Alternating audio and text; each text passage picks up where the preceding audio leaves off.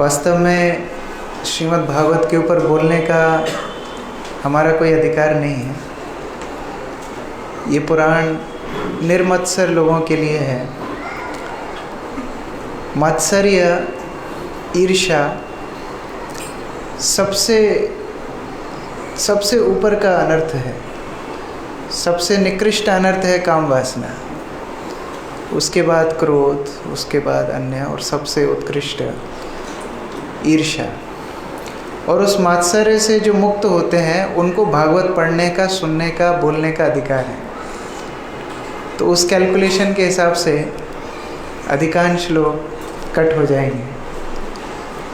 लेकिन फिर भी जिस तरह हम लोग गंगा का थोड़ा सा जल घर में रखते हैं किसी पात्र में, और बड़े से किसी पात्र में जिसमें सामान्य जल हो, यदि 1-2 बूंद गंगा की डाल दी जाए तो उसको भी गंगा जल के समान सम्मान प्राप्त होता है। उसी प्रकार हमारा अस्तित्व मलिन है, फिर भी शुद्ध भक्तों के द्वारा दी गई शिक्षाओं को जब हम पुनः रिपीट करते हैं, उस पुनरावृत्ति से हमारा अस्तित्व शुद्ध हो जाता है, वाणी शुद्ध हो जाती है। इसलिए श्रीमद् भागवत के ऊपर बोलने से पहले हम सब अपने गुरुजनों को प्रणाम करते हैं, इस्कॉन के संस्थापक आचार्य श्रील प्रभुपाद को प्रणाम करते हैं और उपस्थित सभी भक्तों का आशीर्वाद चाहते हैं। मुझे बहुत आनंद हो रहा है यहाँ 2 दिन भक्तों का संग प्राप्त करके।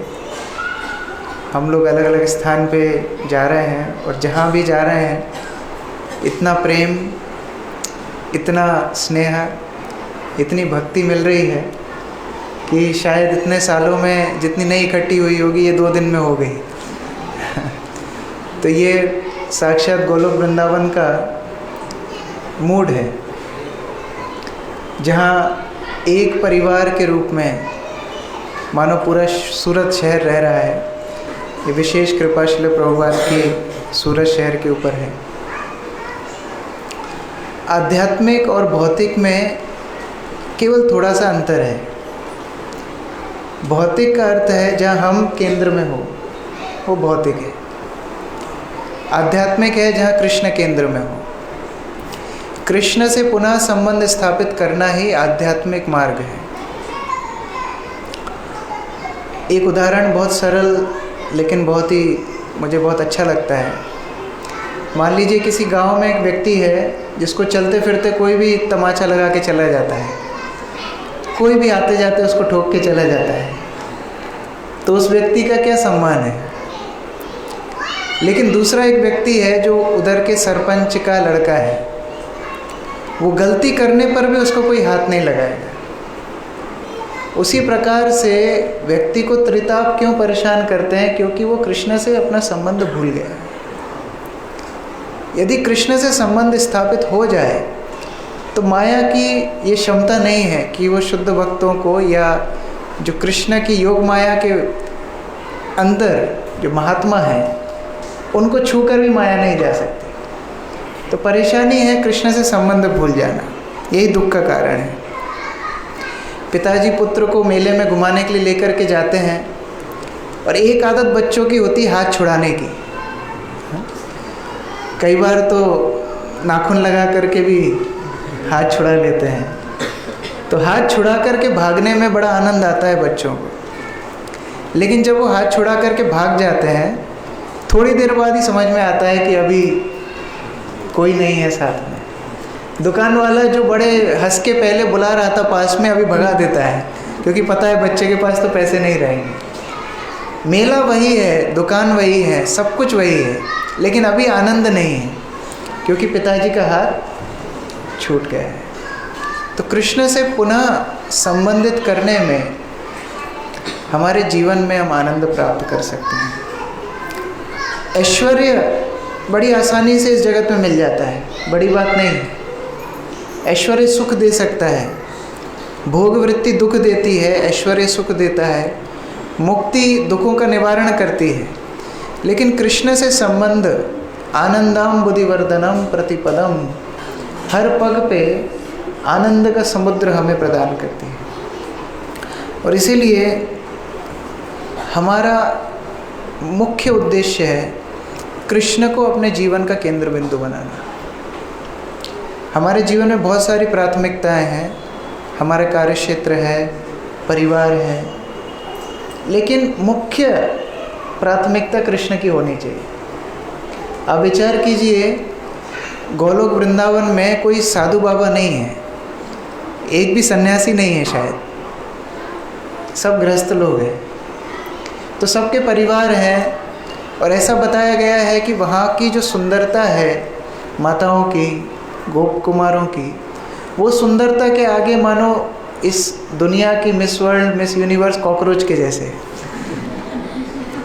तो वहाँ की सुंदरता इस स्थिति में है, उसके बाद भी वो परिवार का केंद्र बिंदु एक दूसरे के प्रति स्नेह से ज़्यादा है कृष्ण के प्रति स्नेह। वहाँ पर परिवार के बीच में एक ही वार्तालाप होती है, कृष्ण को कैसे सुख दे सकते हैं। माता बच्चे को जब टिफ़िन पैक करके देती है तो बोलती है पहले कान्हा को खिलाना, और वो भी हंस के जाता है कि हाँ पहले कान्हा को खिलाऊंगा। कोई ईर्ष्या भाव नहीं है। कृष्ण जीवन के मुख्य बिंदु हैं।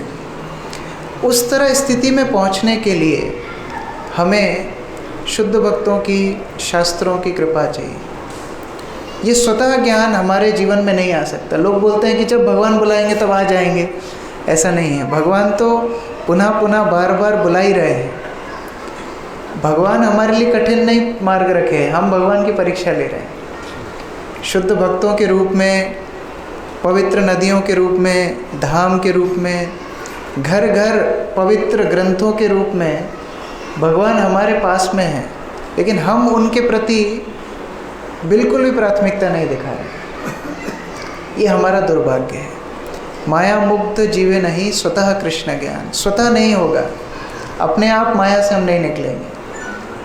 कृष्ण कृपा कोइले करी वेद पुराण, ये जो शास्त्र हैं ये कृष्ण की कृपा है, जिससे हम अपनी चेतना का विस्तार करके, उत्थान करके हम माया से बाहर निकल के कृष्ण से संबंध दोबारा स्थापित कर पाए। तो ये वेद पुराण कृष्ण की विशेष कृपा है। और उन सभी शास्त्रों में अग्रगण्य है श्रीमद् भागवतम। श्रीमद् भागवतम निगम कल्पतरु, निगम शास्त्र है। दो तरह के शास्त्र होते हैं, आगम और निगम। आगम मतलब होता है इस संसार में आकर के कैसे रहना है। मज़ा मस्ती सिखाने वाले शास्त्र भी हैं। आप ये अनुष्ठान कीजिए आपको ये मिलेगा, आप सूर्य की उपासना कीजिए आप तंदुरुस्त रहेंगे, आप उमा की उपासना कीजिए अच्छा पति मिलेगा। इस तरह बहुत कुछ व्याख्यान है। लेकिन ये निगम शास्त्र है। निगम शास्त्र मतलब है इस संसार से निकलना कैसे है, निकास मार्ग क्या है। निगम कल्पतरु और गलितम फलम, ऐसा फल जिसमें कोई गुठली नहीं है, कोई छिलका नहीं है, ऐसा अमृतमय अमल पुराण है श्रीमद् भागवतम। उधर से हम चर्चा कर रहे हैं कैसे बलि महाराज के जीवन में कृष्ण एक विशेष कृपा दे रहे हैं, उस कृपा के माध्यम से अपने निकट ला रहे हैं। कई बार पुत्र पिता को आलिंगन करना चाहता है, लेकिन पुत्र बहुत छोटा होता है, बच्चा बहुत छोटा होता है, तो पिता क्या करते हैं, खुद झुक जाते हैं। उसी प्रकार से भक्तों से आदान प्रदान करने के लिए भगवान स्वयं अवतरित होते हैं, जो कि हमने कल चर्चा की। स्वयं वामन रूप में भगवान एक छोटे बालक के रूप में अवतरित हुए। छोटे छोटे उनके हाथ, छोटे छोटे पैर, छोटा सा मुखारविंद, और धीरे धीरे चलते हुए, स्वयं अकेले चलते हुए बलि के राजमहल में आते हैं। ये भी एक शिक्षाप्रद बात है। जब किसी से कुछ लेना हो, मांगना हो, तो अहंकार का प्रदर्शन ना करें। अकेले भगवान आते हैं। अकेले चलना विनम्रता की निशानी है। दो चार लोग साथ में हमेशा असिस्टेंट है ना। इसलिए शास्त्रों में बताया है कि गुरु के सामने अपने अनुयायियों को भी नहीं ले जाना चाहिए, उनके सामने अपना बखान नहीं करना चाहिए। यहाँ वामन देव भिक्षु के रूप में आए हैं, अकेले चल के, और बलि महाराज के द्वार पे आवाज़ लगा रहे हैं, टेर लगा रहे हैं, भवताम भिक्षाम देहि। वो ध्वनि को सुन के वहाँ उपस्थित सभी लोग मानो उनके हृदय में किसी ने शहद की वर्षा कर दी हो। गीता में कृष्ण बोलते हैं अनुद्वय करम वाक्यम सत्यम हितम प्रिय च। ऐसी वाणी भगवान की स्वयं की है। तो जब ऐसी वाणी में भगवान ने टेर लगाई, बलि महाराज सारे पुरोहित समेत द्वार पे आ गए। इसका क्या कारण था? भिक्षुक तो बहुत आते थे बलि महाराज के पास, लेकिन यज्ञ छोड़ के बाहर आना ये एक विशेष बात थी। इसका कारण था कि जब किसी की ध्वनि, किसी के शब्द हम सुनते हैं, उससे पता पड़ता है उनकी हृदय की स्थिति कैसी है। इंग्लिश में कहावत है ना, जब कोई व्यक्ति अपना मुंह खोलता है तो समझ में आता है वो कितना बड़ा मूर्ख है। उसका विपरीत भी है। जब साधु पुरुष संत महात्मा अपना मुख खोलते हैं तब पता पड़ता है उनके हृदय में कितना कृष्ण प्रेम है, कितनी मधुरता है। तो उस मधुरता से जब वामन देव ने आवाज़ लगाई तो बलि महाराज पुरोहित सहित बाहर आ गए। ये हम लोग भी अपने जीवन में देख सकते हैं। जब कोई प्रेम से हमें बुलाता है तो उसका एक अलग ही मधुरता, उस पुकार में एक अलग ही अट्रैक्शन, आकर्षण होता है। रावण ने भी आवाज़ लगाई थी सीता के द्वार पे, भवती भिक्षाम देहि, लेकिन उस आवाज़ से सीता के मन में डर पैदा हुआ था, क्योंकि उस आवाज़ में, उस टेर में, उस पुकार में दंभ था, उसमें छल था, उसमें पाखंड था। इसलिए सीता बाहर नहीं आ रही थी। रावण बोलते नहीं आप बाहर आओ, साधु को आप ऐसे भिक्षा देंगे? सीता जैसी साधु ही जिन्होंने बचपन से साधुओं की सेवा की है, उनके लिए एक और साधु को भिक्षा देना बड़ी बात नहीं थी। लेकिन ध्वनि से समझ में आता है व्यक्ति के हृदय में क्या है। कई बार हम लोग भक्तों के समाज में आदान प्रदान में कई विनम्रतापूर्ण बातें बोलने का प्रयास करते हैं, लेकिन जो हमारी ध्वनि होती है, जो हमारे शब्द होते हैं, उनमें जो कर्कश भाव है वो विनम्रता से मैच नहीं करती। प्रभु कृपा दीजिए, इस तरह कृपा नहीं मिलती है ना। हर एक स्थिति का एक भाव होता है। इसी तरह जब हम भजन गाते हैं, आरती गाते हैं, हरिनाम गाते हैं, उसमें भी ध्वनि का महत्व है। हमारे हृदय में कितना प्रेम है। कीर्तन एक मनोरंजन का साधन नहीं है। कीर्तन भगवान को हम हृदय से पुकार रहे हैं, उसमें मधुरता होनी चाहिए, सौम्यता होनी चाहिए, स्निग्ध हृदय से कीर्तन गाना चाहिए। तो यहाँ पर वामन देव बड़े प्रेम से याचक बन के आए और बलि महाराज के सामने याचना करने वाले हैं। भागवत में बहुत सारे ऐसे वृत्तांत हैं जहाँ लोगों ने किसी न किसी से कुछ याचना की और सब उनकी मनोदशा को दर्शाते हैं। जैसे ययाति अपने पुत्रों से याचना करते हैं कि मैं साधु के श्राप से बूढ़ा हो गया हूँ, तो आप अपना यौवन मुझे दे दीजिए जिससे मैं इंद्रिय तृप्ति करूँ। ये भी एक भिक्षा है, लेकिन ये स्वार्थपूर्ण भिक्षा है। रावण का उदाहरण हमने चर्चा किया। वहाँ दधीची के पास देवता जाते हैं याचना करने और बड़ा सुंदर प्रवचन देते हैं कि आप शरीर नहीं, आप तो आत्मा हैं, तो अपनी हड्डियाँ हमको दे दीजिए। दधीची भी मजाक करते हैं कि हम ही आत्मा हैं, आप आत्मा नहीं हैं, आप क्यों लड़ाई करने के लिए हमारे पास मदद मांगने आए हैं। लेकिन फिर बाद में दधीची अपना शरीर त्याग करके उन्हें वज्र बनाने के लिए मदद करते हैं। तो अलग अलग व्यक्ति की अलग अलग चेतना है जहाँ उन्होंने भिक्षा की है। सूर्यदेव कर्ण के पास आकर के भिक्षा मांगते हैं, कवच और कुंडल की। उधर भी कुछ पॉलिटिक्स, कुछ भावना थी। कर्ण समझ गए थे फिर भी दिया। उस तरह अलग अलग लोग भागवत में भिक्षा मांगते हुए दिखते हैं। वैष्णव सदाचार के हिसाब से हम सीखते हैं, पढ़ते हैं कि वैष्णवों का उच्चिष्ट बड़ा बलवान है। यही 3 बल, उन 3 बलों में से एक है वैष्णवेर उच्चिष्ट।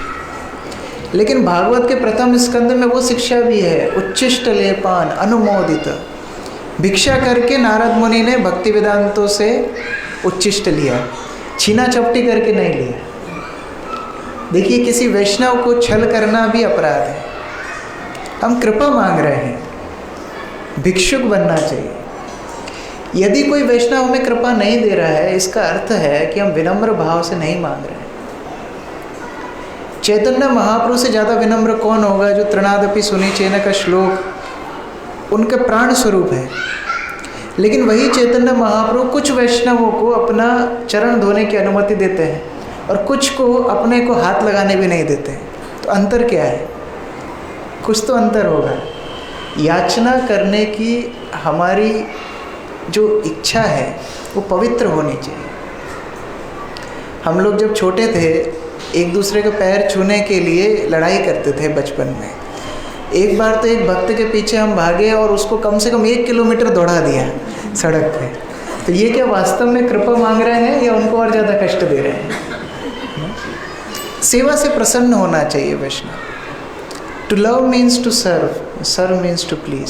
श्रीमद् राधानाथ महाराज बताते हैं, सेवा करने का मतलब ही है व्यक्ति को हम संतुष्ट करें।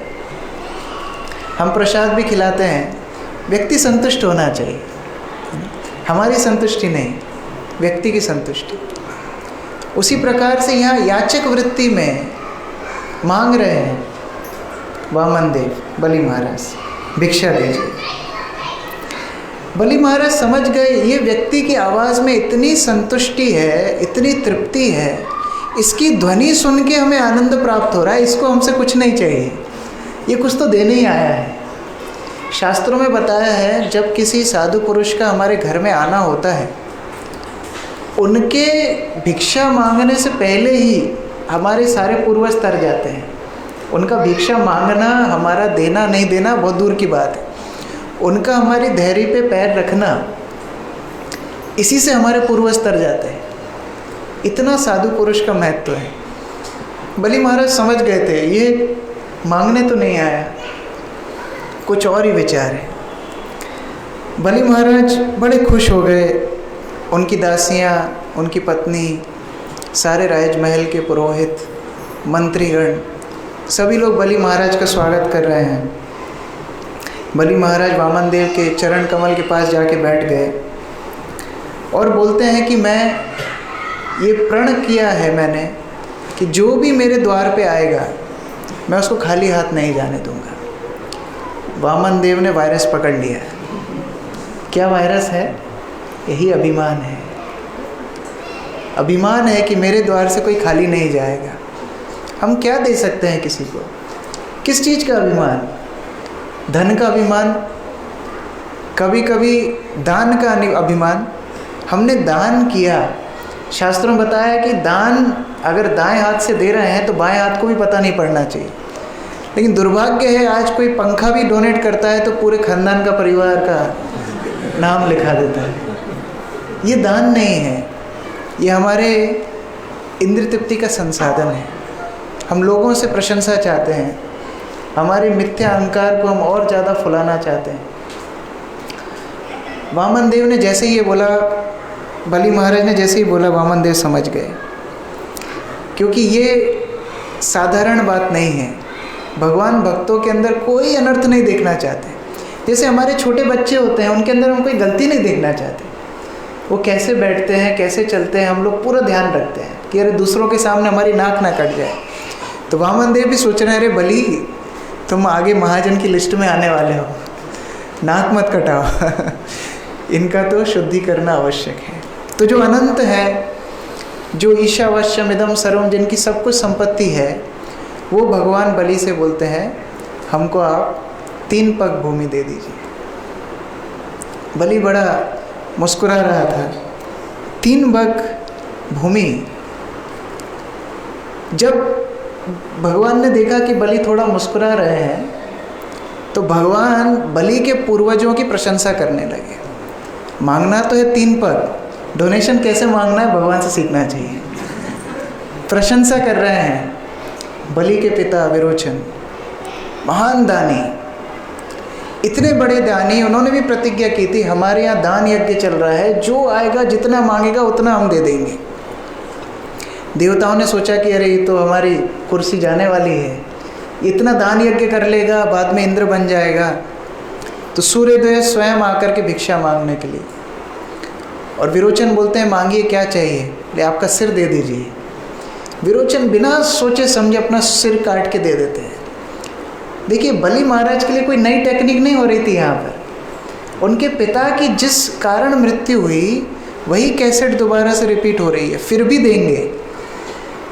भगवान कितना ट्रिक करने में एक्सपर्ट है। सेम ट्रिक, हम बोलते हैं काट की हांडी बार बार नहीं चढ़ती, यहाँ चढ़ी, दोबारा से खिचड़ी भी पकी। तो भगवान विरोचन की प्रशंसा कर रहे हैं। चलो विरोचन तो ठीक था, उसके बाद प्रहलाद की प्रशंसा। प्रहलाद महाराज के गुणगान गाते गाते भगवान बहुत प्रशंसा, जैसे 5 मुख हो। प्रहलाद की प्रशंसा के बाद हिरण्यकश्यप की प्रशंसा करने लगे। वह कितने प्रतापी थे, देवता उनके अधीन थे, इतने महान हिरण्यकश्यप आपके पूर्वज हैं। कई बार करना पड़ता है, जाकर के इस तरह बोलना पड़ता है बड़े बड़े लोगों को। फिर वामन देव बोलते हैं अरे हिरण्यकश्यप के पिता कश्यप इतने महान, सारे जानवर सारे पक्षी सब कोई कश्यप से आए हैं, सबका गोत्र मानो कश्यप ही हो। ऐसे कश्यप, उनके पिता मरीच जो हमेशा उच्च लोकों में रहते हैं। वामन देव जब प्रकट भी हुए मरीच ने उपासना की थी। और फिर ब्रह्मा जो पूरे विश्व में प्रथम जीव हैं। तो भगवान बोलते हैं आपका कुल तो बड़ा महान है। बलि बोलता है आगे बताओ, ब्रह्मा के आगे कौन है? वामन देव बोलते नहीं, उसके लिए मुझे ध्यान करना पड़ेगा, इसलिए ज़मीन दे दो, मैं अपनी ज़मीन पे बैठ के ही ध्यान करता हूँ, तो 3 पग भूमि मुझे दान में दे दो। बलि महाराज बोलते हैं अभी आप छोटे हो, आपको समझ नहीं है, अभी शादी होगी, पत्नी आएगी, जिम्मेदारियाँ बढ़ेंगी, 3 पग में होगा नहीं, आपको और भी कुछ चाहिए। मांगने वाले को नहीं पता, लेकिन देने वाले को तो पता है ना, तो हम तो आपको ज़्यादा देंगे। वामन देव बोलते हैं देखिए इस भौतिक संसार की विशेषता यही है कि अगर कोई व्यक्ति जितना आवश्यकता है उसमें खुश नहीं है, तो उसको पूरे विश्व की संपत्ति मिल जाए उसमें भी खुश नहीं होगा। प्रमाण हो आप खुद, आप स्वर्ग के अधिपति हो, उसके बाद भी अपेक्षाएं ज़्यादा हैं, उसके बाद भी बड़ा बनना है। तो भगवान विनम्रता से ही बात कर रहे हैं, क्योंकि अभी डोनेशन लेना है, प्रशंसा पे प्रशंसा ही कर रहे हैं। हम जब वृंदावन में जाते हैं, राधा कुंड इत्यादि स्थानों में जाते हैं, वहाँ जो पंडे होते हैं कितने चतुर, कितने निपुण, आपसे नाम पूछेंगे, फिर आपकी जगह पूछेंगे, आपके गुरु का नाम बता देंगे, उनकी व्यास पूजा की डेट बता देंगे, सब कुछ बता देंगे। तो उनको मालूम है कैसे आपसे धन लेना है। कोई 10 रुपये दे रहा हो तो 100 दे जाए खुशी में कि लीजिए, ले लीजिए। तो वामन देव इतनी निपुणता से, देखिए जो सेवा मिले उसको निपुणता से करना है, भगवान दिखा रहे हैं। भीख मांगना ही भगवान सिखा रहे हैं। जिस व्यक्ति के स्तोत्र से सब कुछ आता हो, वे व्यक्ति भीख मांग रहा है और इतनी निपुणता से मांग रहा है, इसको भगवान बोलते हैं सब कलाओं में निपुण। सारी चीज़ें, सारी गुण जिनसे आता हो वो है भगवान। बलि समझ गए उसी समय कि ये और कोई नहीं, भगवान विष्णु है।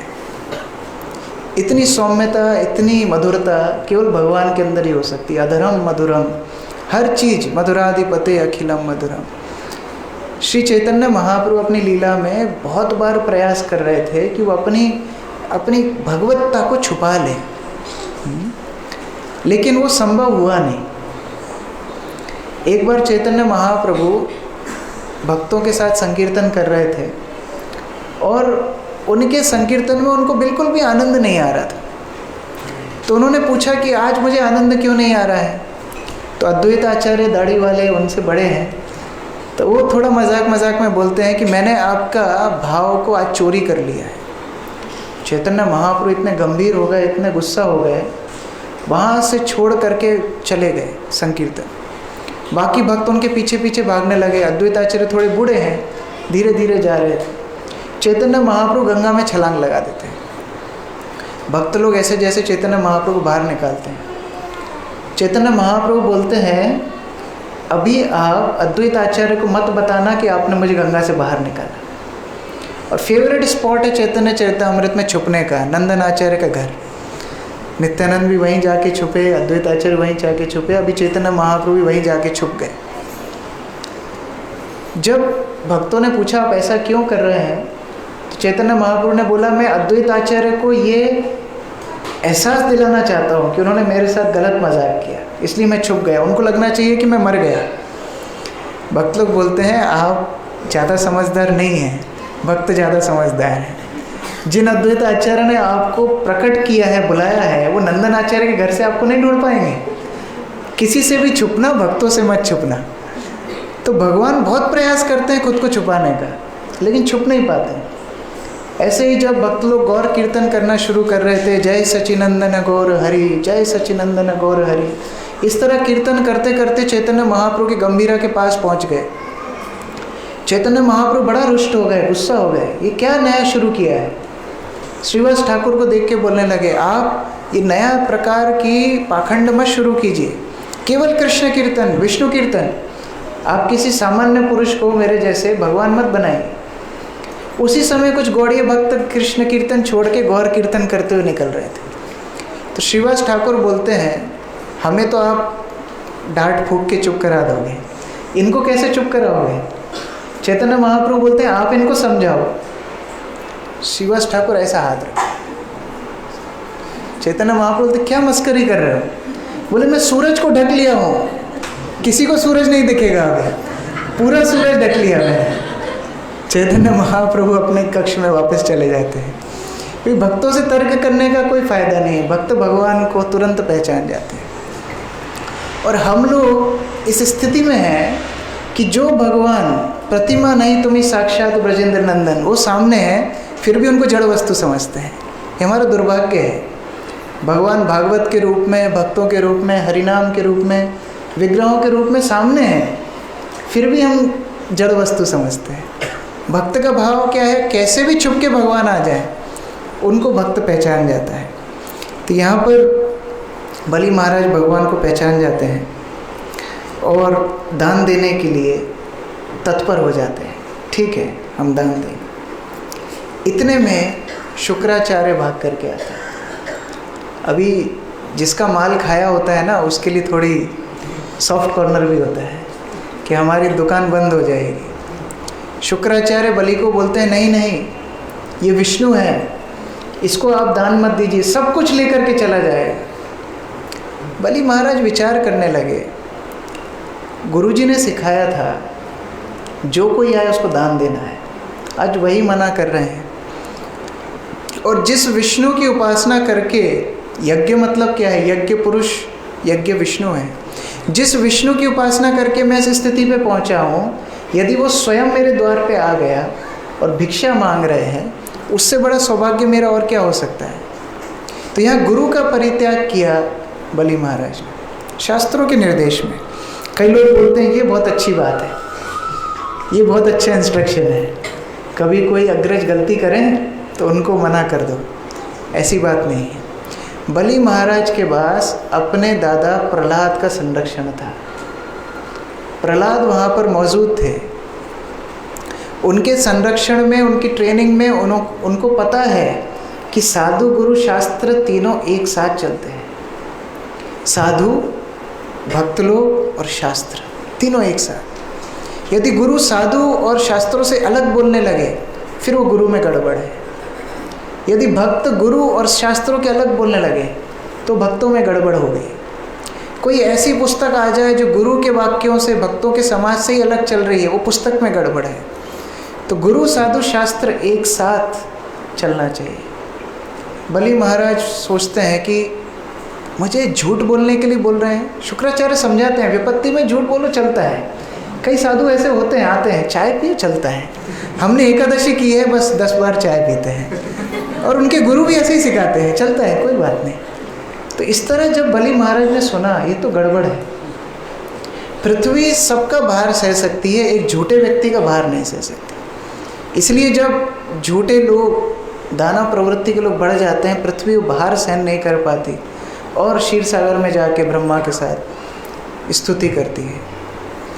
तो उस तरह स्थिति में बलि महाराज समझ रहे थे कि ये तो मुझे झूठा बना रहे हैं, मैं सब कुछ खोने के लिए तैयार हूँ, लेकिन ये पाप मैं अपने सिर पे नहीं लूँगा। और सबसे बड़ी बात है, जो सर्वाकर्षक हो वो सामने खड़ा है, उसको देख के कोई कैसे मना कर सकता है।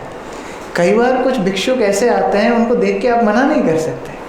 तो यहाँ स्वयं भगवान सामने खड़े हैं, बलि महाराज मना नहीं कर पाए। जैसे ही उन्होंने शुक्राचार्य को मना किया, शुक्राचार्य जाके कमंडल में बैठ गए। मैं आचमन ही नहीं करने दूंगा। एक्स्ट्रा स्मार्ट, पानी ही नहीं निकलेगा, ना रहेगा बांस, ना रह बजेगी बांसुरी। तो उस तरह स्थिति में बलि महाराज सोचने लगे अभी क्या करें। देखिए, वचन के प्रति निष्ठा वैष्णव का एक बहुत महत्वपूर्ण गुण है। हम चैतन्य चरितामृत में एक और बहुत महत्वपूर्ण लीला सुनते हैं, साक्षी गोपाल की। साक्षी गोपाल की लीला में एक वृद्ध ब्राह्मण एक युवा ब्राह्मण को प्रसन्न होकर ये बोलता है कि हम अपनी कन्या आपको विवाह में दे देंगे। वो ब्राह्मण बोलता है ये संभव नहीं है, आपका जो परिवार है बड़ा उत्कृष्ट परिवार है, हम बड़े निम्न परिवार के जन हैं, आपके स्वजन तैयार नहीं होंगे। लेकिन वो ब्राह्मण बोलता है नहीं नहीं, गोपाल के सामने बोल रहा हूँ, गोपाल के सामने बोल रहा हूँ, आपको विवाह में दे देंगे। कई बार हम सोचते हैं ये छोटा ब्राह्मण को बड़ी शादी की पड़ी थी, हाँ, जो साक्षी गोपाल को वृंदावन से लेकर के आ गया, उसको शादी की नहीं पड़ी थी। शास्त्र में बोलते हैं कन्या पावो मोर मने यह नहीं सुख, ब्राह्मणेर प्रतिज्ञा जाए यही बड़ो दुख। मुझे कन्या शादी में मिलेगी ये मेरा सुख नहीं है, लेकिन जो ब्राह्मण ने वचन भगवान के सामने दिया उसका यहाँ खंडन हो जाएगा तो उसका पूरा जीवन, अगला जीवन सब नाश हो जाएगा। उस वचन की रक्षा करने के लिए वो छोटा ब्राह्मण गया था, विग्रह को वृंदावन से लेकर के और विग्रह को बोलता है कि चलिए आपको विटनेस बनना है। तो गोपाल बोलते हैं कभी तुमने देखा है क्या कि मूर्ति किसी गवाही देने गई है? तो ब्राह्मण बोलता है हमने तो ये भी नहीं देखा था कि मूर्ति बात करती है। तो जो मूर्ति बात कर सकती है वो चल के गवाही भी दे सकती है। One who can talk can walk. तो चलिए और गवाही दीजिए। तो ये स्थिति है, वचन की प्रधानता है। हम चलते फिरते लोगों को वचन दे देते हैं, हाँ आपसे मिलेंगे, आपके यहाँ आएंगे। हमको लगता है हम बहुत अच्छा बेवकूफ़ बनाते हैं, वास्तव में हमारी वैष्णवता इसके अंदर नहीं है। द्रुपद ने वचन दिया था द्रोणाचार्य को, क्या हुआ बाद में? महाभारत के युद्ध में दोनों विपरीत पार्टी में आ गए। वचन बहुत सोच समझ के देना चाहिए। दशरथ ने वचन दिए थे कैकेयी को, क्या परिणाम हुआ? राम को वनवास जाने के लिए, और वहाँ भी भरत ने कैकेयी को त्याग किया। शास्त्रों में श्लोक है, गुरु न सस्या स्वजनो न सस्या पिता न सस्या जननी न सस्या। जननी का त्याग किया भरत ने। और लक्ष्मण जब राम के साथ जाने के लिए तैयार हो गए तो राम बोलते हैं कि जाओ पहले अपनी माता से आज्ञा मांग करके आओ। अब एक माता ने तो पहले ही वन में भेजा है, राम रिस्क नहीं लेना चाहते थे कहीं दूसरी माता कुछ और बोल दे, तो इसकी परमिशन के बिना हम नहीं ले जाएंगे। तो लक्ष्मण जो सुमित्रा के पास जाते हैं और आज्ञा मांगते हैं तो सुमित्रा उनको डांटती है और बोलती है तात तुम्हारी मात वह देही पिता राम सब भांति से नहीं। तुम्हारी माता पिता राम और सीता हैं, हमारे पास आज्ञा मांगने मत आओ। तो यदि ऐसे माता पिता हों, ऐसे गुरु हों तो उनके लिए सब कुछ बिका देना चाहिए। लेकिन यहाँ बलि महाराज को गुरु, तथा कथित गुरु शुक्र आचार्य, जन्म से जो आचार्य बन गए, ऐसे गुरु कृष्ण के पास जाने से रोक रहे हैं, इसलिए बलि महाराज ने गुरु का त्याग किया। तो जब बलि महाराज ने गुरु का त्याग कर दिया, भगवान बड़े प्रसन्न हो गए कि हाँ अभी हमारी दाल गलने वाली है। और बलि महाराज प्रण लेते हैं, संकल्प लेने के लिए कमंडल उठाते हैं। यहाँ शुक्राचार्य कमंडल में जा कर के बैठ गए कि अभी पानी नहीं निकलने देंगे हम।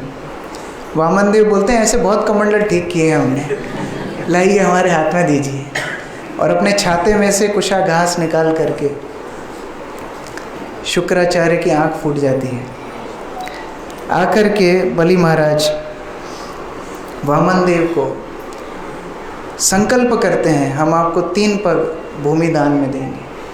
वामन देव 3 बार लॉक कर दें, फाइनल फाइनल आपको 3 पग भूमि हम देंगे। वामन देव देखते ही देखते विराट रूप, इतना विराट रूप पूरे विश्व को जो ढक ले, आए थे वामन, हो गए विराट। एक पग में पूरे भूतल को नाप लिया, सप्त महाद्वीप सब कुछ नाप लिया, एक भी स्थान रिक्त नहीं। बलि महाराज की पत्नी अंदर से जब वामन देव का दर्शन कर रही थी, सोच रही थी कितना प्यारा बालक है, काश हमारा बालक इस तरह होता, स्नेह भावना। लेकिन जब ये विराट रूप देखा तो वो भी सोचने लगी, अरे ऐसा बेटा होता तो मार देती मैं। सबको बड़ा क्रोध आ रहा था, दानवों को बड़ा क्रोध आ रहा था। बलि महाराज शांत रूप पिक्चर देख रहे थे क्या होने वाला है। एक पग में पूरी धरातल भूतल सब नाप लिया, दूसरे पग में आकाश, और वो पग उठता उठता उठता कारण समुद्र तक पहुंच गया। वहाँ पर ब्रह्मा जी भी अपॉर्चुनिटी लेने में माहिर है, भगवान का अभिषेक करके कमंडल में जल भर लेते हैं, वही जल बाद में गंगा के रूप में आता है। दोनों पग से जब भगवान सब कुछ नाप लेते हैं, उसके बाद बलि को बोलते हैं, हाँ भाई क्या हुआ, तीसरा पग कहाँ है। जैसे मानो कोई पूरे घर का, हमारा एक मित्र है, नाम नहीं लेंगे, अभी मंदिर में हम साथ में हैं, वो पहली बार जब हमारे घर में आए थे तो मम्मी ने ऐसे ही पूछ लिया कि बेटा खाना खाओगे? हाँ खाएंगे। तो हमारे घर में 4 मेंबर हैं, तो 4 लोगों के लिए जितनी सब्जी चावल आटा लगाया था वो अकेले खा गए। उसके बाद बनाते बनाते मम्मी ने दोबारा आटा लगाया, वो भी ख़त्म हो गया। उसके बाद मम्मी फिर से बाहर आई और बोली, बेटा मठरी चलेगी, मठरी से हो कुछ। तो कभी कभी याचक ऐसा आ जाता है कि बड़ी स्थिति विडंबना में पड़ जाती है। जैसे पांडवों के यहाँ पर दुर्वासा मुनि पूरी टीम टाम टोली लेकर जब आ गए, बड़ी भयानक स्थिति, घर से कोई खाली हाथ लौट जाए, ये गृहस्थ लोगों के लिए सबसे दुख की बात है। कोई घर में आया तृप्त होके यदि ना जाए, ये सबसे शर्म की बात है। प्रभुपाद जी चाहते थे हम घर में हमेशा ज़्यादा प्रसाद बना करके रखें, मंदिरों में भी प्रभुपाद जी चाहते थे कोई भूखा ना जाए, कोई अतृप्त होके ना जाए। इससे समृद्धि बढ़ती है। लोगों को लगता है हमने बचा लिया, बचाया नहीं है, इससे समृद्धि बढ़ती है। तो बलि महाराज को बड़ी चिंता हो गई, इसलिए नहीं कि सब कुछ नाप लिया, इसलिए कि मैं तीसरा पग कहाँ दूंगा। अब इधर बलि महाराज के जो साथ वाले दानव थे, उनकी हिम्मत भी देखो, भगवान के ऊपर आक्रमण करने के लिए दौड़ पड़े कि अरे हमारा राज्य ले लिया। कई बार चेले चपाटे ज़्यादा नुकसान कर देते हैं, इसलिए हमारे अनुयायियों को सही शिक्षा देना हमारा धर्म है। वहाँ दक्ष यज्ञ में यही परिस्थिति हुई थी। शिव जी कुछ नहीं बोले, शिव जी चले गए उठ के। वहाँ शिव जी के चेले चपाटों ने पूरा यज्ञ विध्वंस कर दिया, किसी के दांत तोड़े, किसी की दाढ़ी उखाड़ दी, किसी का हाथ तोड़ा, किसी का कुछ। इस तरह परिस्थिति में अनुयायी अपने लीडर का रिप्रेजेंटेशन करते हैं, they are the representative of their leader. हम जैसा आचरण करते हैं, आज सुबह राधा चरण प्रभु बता रहे थे, व्यक्ति सबसे पहले यही बोलेगा आपके गुरु कौन है, अच्छा इस्कॉन से हैं आप। हम जगन्नाथपुरी गए थे और एक भक्त जिसकी नई नई ब्राह्मण दीक्षा हुई थी, उसका जनेऊ यहाँ घुटने तक लटक रहा था। वो तो सब में दिखाता था, मैं दिखना चाहिए ना, कुर्ते में छुप जाता है तो थोड़ा लंबा, सबको दिखना चाहिए मेरी ब्राह्मण दी, ये भी स्टेटस सिंबल है। तो वहाँ के पुजारी ने साइड में बुला के बोला, इसलिए तुम इस्कॉन वालों को ब्राह्मण दीक्षा नहीं मिलनी चाहिए। तो पहले ही देखिए ये अपमान हो गया, प्रभुपाद जी का अपमान हमारे आचरण से। इसी के विपरीत हम टेर कदम गए थे। टेर कदम में एक विशेष बाबा हैं, आप सब परिचय होगा, बड़े मधुर खीर बांटते हैं। तो कुछ लोग वहाँ टेर के सुंदर वृक्ष जिस पे रूप गोस्वामी उपदेशामृत लिखे हैं, राधा कृष्ण की इतनी लीला हुई है, कृष्ण वहाँ बैठ कर के गायों को टेर लगाते थे, आवाज़ लगाते थे, वहाँ पर उस टहनी को तोड़ तोड़ के ले जा रहे थे। तो वो बाबा यही बोलता है, देखो इस्कॉन के भक्तों को देखो, कितना ट्रेनिंग है। ये लोग ऐसा कार्य कभी नहीं करते। तो हम अच्छा करेंगे वो भी गुरु को जाएगा, बुरा करेंगे वो भी गुरु को जाएगा। हमको विचार करना है हमारा आचरण कैसा हो। तो यहाँ बलि महाराज के अनुयायी टूट पड़े वामन देव के ऊपर आक्रमण करने। वामन देव तो कुछ नहीं बोले, विष्णुदूतों ने काम तमाम कर दिया। अब वामन देव सोचने लगे बड़ा अपराध हो गया। वरुण पाश में बलि महाराज को बांध लिया। गरुड़ को आदेश दिया भगवान ने, बांध लो, गिरफ्तार करो। जैसे मानो खुद की प्रॉपर्टी, एक मांगने आए थे, अभी जता रहे मान लो खुद का ही सामान हो। बांध लिया बलि महाराज को और लोग तिरस्कार करने लगे। उनकी पत्नी, देखो इतने बड़े दानी बनते, अच्छा किया, पत्नी भी साथ नहीं दे रही है। दानव तो पहले ही पिट गए, शुक्राचार्य तो वहाँ से एक आंख से देख रहे हैं, हाँ देखो पहले समझाया था, नहीं माना, अभी फंस गया। सभी तिरस्कृत कर रहे हैं। और अभी बलि महाराज को वामन देव भी बड़े आगे सख्त शब्द बोलेंगे। तो हम कल की कथा में चर्चा करेंगे कैसे भगवान बलि महाराज को बड़े कठोर शब्द बोलते हैं। उसके बाद ब्रह्मा जी उनकी एडवोकेटगिरी करते हैं और फिर कैसे बलि महाराज इस परिस्थिति में भगवान की कृपा समझ के कैसे बाहर निकलते हैं। कल के फाइनल सत्र में हम चर्चा करेंगे। ग्रंथराज श्रीमद् भागवतम की, महाजन बलि महाराज की।